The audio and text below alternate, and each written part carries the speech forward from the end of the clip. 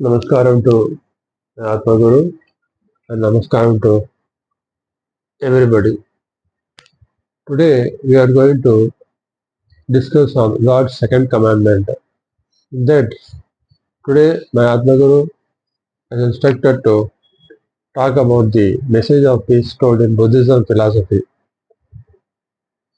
Buddha, who is a prince by birth, he took to the path of enlightenment mainly after seeing the sufferings of the people right from birth to death. While traveling through the chariot in the streets of his town, he saw people, sick people, old age people, everybody, and saw what is this life. He saw people suffering. So there is sufferings in our life. Then after enlightenment, he told all about his experiences in the path of enlightenment for the benefit of the humanity to do spiritual sadhana and attain enlightenment. Buddha as such is not a specific person. Buddha means enlightenment. So one who has attained enlightenment by doing spiritual sadhana and getting the main experience about the inner bliss, they are all Buddha. That's what Buddha says. Buddha is attaining the enlightenment means one who nears the Creator, Paramatma. We have come from Him and we have to go back to Him. How to go back is possible only through spiritual sadhana. So in that respect, first we should know what is the path where we are now living in this Maya. So he told about the eightfold noble path which one should take to attain enlightenment. In that first he expressed about the truth of suffering. He says the world is full of suffering. Birth is suffering because when you take birth, you have to come out of the mother's womb with so much difficulty. The mother faces suffering of pain. A new child, when you come out, you come with a membrane and you are covered. There is suffering starting. When you open your eyes, you see from the darkness and light, you feel fear. This is suffering. Old age is suffering. When you attain old age, you face sickness, you become weak, and you cannot able to carry on your duties. Sickness and death are sufferings. So every old people will have some kind of sickness, the chronic disease like diabetes, heart problem, kidney problem, all these things. These are all sufferings and death is a suffering, final suffering. To meet a man whom one hates is suffering. So you hate some person. If you see the person, you experience a kind of hatredness, that is a suffering. To be separated from a beloved one is suffering. This is attachment. Attachment leads to suffering. To be vainly struggling to satisfy one's needs is suffering.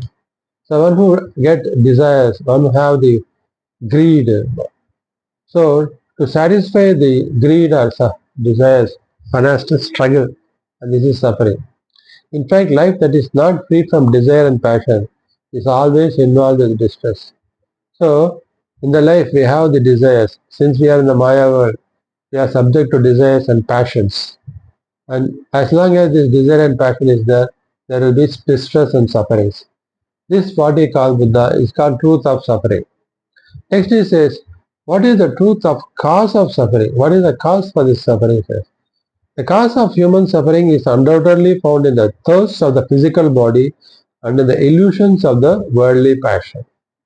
So what is the thirst of physical body? The physical body needs the thirst of physical body is the cause for the desire. The child, when it sees an ice cream, it get a thirst to have it. The physical body, the senses drags it to have this taste of it. The taste is enjoyed by the physical body. The mother says, no, you should not, you get angry, you should cry. So, when the thirst is not satisfied, you get anger, you get dejection. And in the illusions in the worldly passions, the world, we see a lot of things of attraction. And these attractions, like women, The man is attracted towards woman is attracted towards man. This love, what is, if it is of infatuation nature. You want to acquire that one. You want to acquire a man. I want to acquire a wealth. You want to acquire a car. Now you get a passion on that. Until it is satisfied, the passion will not feel sleep. You won't feel, you will be restless. So these thoughts and illusions are traced to the soul. Why it is called illusion? Because nothing is going to come with us. When you die, do we going to take anything, any wealth, any woman or anything with you? So in this world, whatever things are happening in the Maya world are all illusions only. Because you are attached to the Maya world, whereas you have to go inside to merge with them. That you are not doing. So you are always in the illusions. If these thoughts and illusions are traced to their source, they are found to be rooted in the intense desire of physical instincts. So in our instincts, physical instinct, in the subconscious mind, we have the craveness to have the desires to satisfy. And that is the cause for all these thoughts and illusions. The desire having a strong will to live as its base, seeks that which it feels desirable, even if it is sometimes death. What does it mean? So, to satisfy the desire, you should have a strong will to do the acts to satisfy the desire. So, once the desire is fulfilled, you'll be happy. If that is not fulfilled, you get angry, you get dejection, you feel self-anger on yourself. This self-anger, what happens? If you continuously suffer failures and you deject yourself, that may even lead to your own death. This is called the truth of cause of suffering. So, the truth of cause of suffering is nothing but our instinct, physical instinctive desires and passions. Then, what is the truth of cessation of suffering? How you can put an end to these sufferings?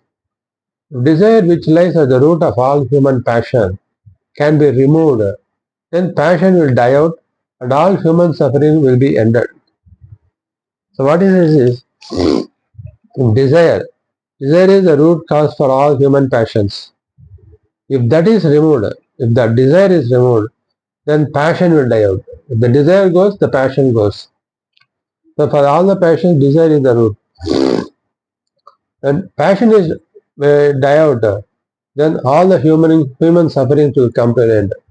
This is called the truth of cessation of sufferings, he says. Noble Eightfold Path to the cessation of the cause of suffering. So, how this cessation of suffering can be attained? For which Buddha says, use the Noble Eightfold Path. So, in order to enter into a state where there is no desire and no suffering, one must follow a certain path. So, if one has to lead a life where there is no desire and no suffering, so one has to follow a certain path. The stages of this Noble Eightfold Path. So he gives the eightfold path. What are they? Right view, right thought, right speech, right behavior, right livelihood, right effort, right mindfulness, and right concentration. So these are the eightfold he gives. Eightfold path. Right view means what? Whatever you see in the right angle. That is with a positive view, a divine view. Don't have any negative view. If you see a woman, you see as an Atma, not as a body where you lead to attraction and passion. You see, it's an Atma. It's right thought. So, whatever somebody says, you take it in the right spirit. And whatever thoughts that generate from you, it should be for the good of good of yourself, good of the people, and it should be of divine thoughts only. Right speech, whatever you speak, it should be humble. It should not hurt anybody. Right behavior, to whomsoever you talk, whether elders or youngsters, anybody, you, you behave with the kindness, you behave with smiling face, right livelihood.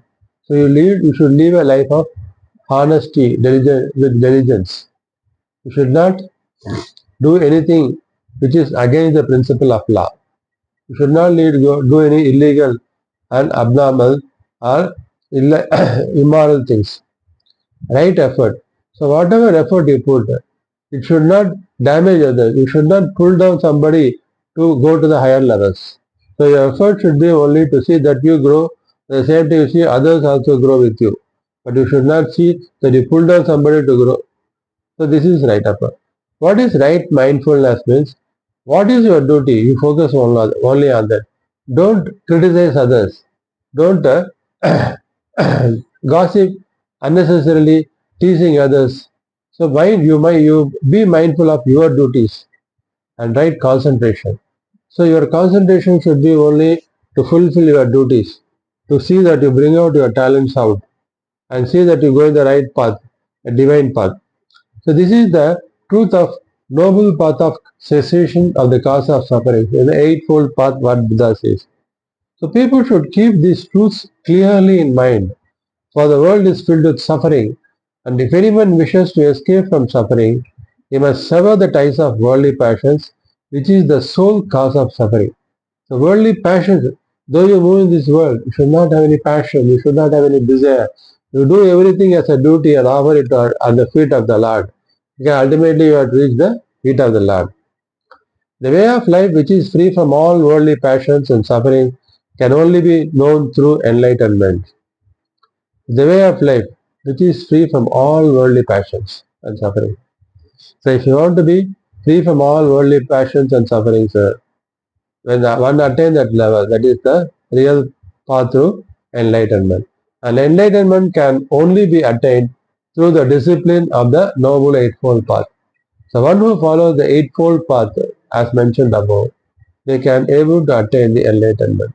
So each one should take the path, this Eightfold Path in their life, to see that they get rid of these desires and sufferings and passion while moving in this Maya world in carrying out their duties, and see that they carry on the duties without attachment, without any expectations, and see they fulfill all their duties successfully with tension free and free from any kind of illusions, so that they can lead a happy, peaceful, successful life, and at the same time they release their karmas and move in the path of Jivan Mukti. Thank you.